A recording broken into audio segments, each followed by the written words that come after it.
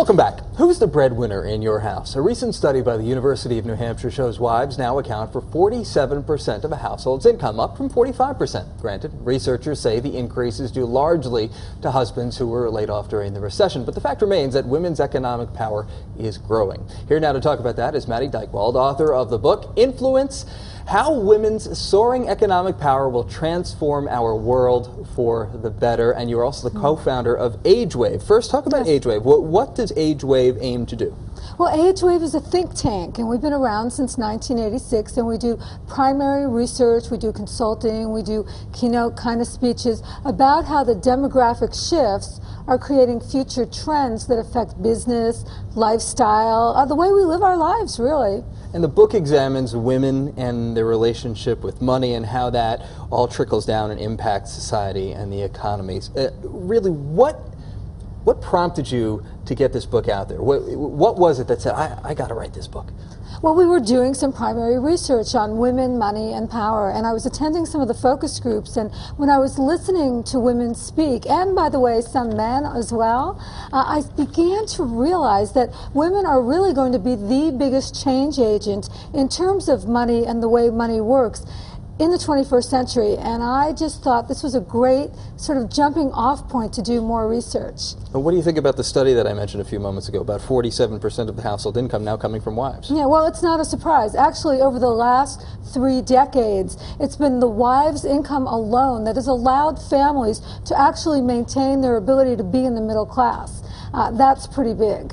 Also heard that a lot of wives are now going back to work who might not have been at work for a while too. Yeah, that's why people call this the man session. I mean, the idea that a lot of the industries that men are involved in have not fared so well during the recession, whereas women, especially women now that they are graduating from college in higher numbers than men, they've got the skill set that's really desired by big companies these days.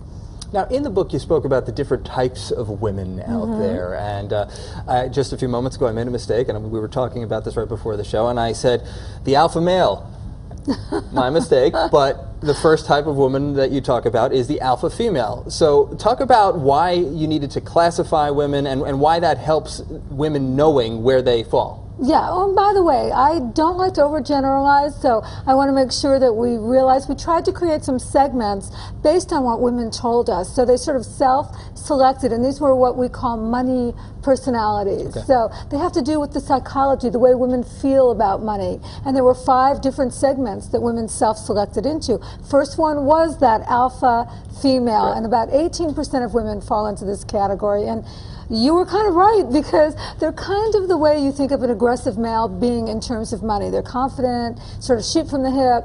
They're doing pretty good with money and feel confident. The second group was the largest group. We call them perceptive planners. And perceptive planners are women who want to get all the information about money. They want to mull things over, take their time making a decision. Also very empowered, both of these groups. The third very empowered group is what we call the power partner, and I probably fall into this category. You're a power partner. I am, I'll admit it.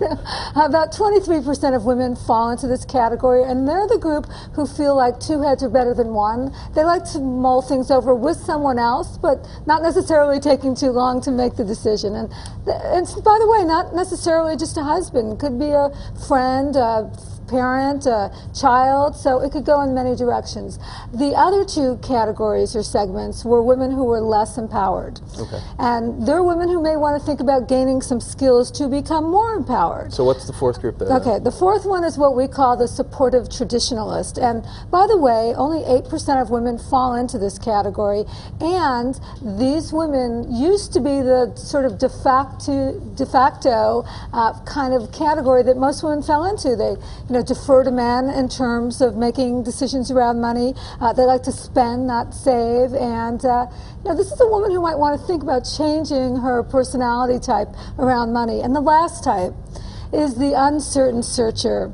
And the uncertain searcher is oftentimes very young, someone who's very inexperienced around money, doesn't know where to get the information so that they can become more empowered about money, and they're very emotional about money. They too are probably going to want to change that personality type. So where do most women really fall these days? Well, you would be surprised to know that most women are perceptive planners. Okay. I mean, they feel a third of women fall into that category, and that's good news. It means women are gaining confidence in their ability to gain education and ask the right questions. I mean, they're not intimidated to ask questions about money and get the answers that they want. What do you think women need to work on more than anything else right now when it comes to money? I think women need to train their financial advisors to be less man-centric and more female-centric. To talk to, if it's a family, to talk to a man and a woman. I mean, I think the idea today is that men and women are becoming more and more equal, and the idea is to become partners, partners in their lives and figuring out what to do with their money and how to make the most of their money. And a financial advisor, for instance, ought to spend their time talking not just to a man, not just to a woman, but to both of them and to both of their needs. All right, Maddie Tuckwell, thank you so Thank much you. for your time. It was It's been great great. having you here. It was very nice meeting you. Thanks. And keep it right here on News 12 New Jersey, because coming up right after the break, what type of shopper are you? We'll be right back right after this.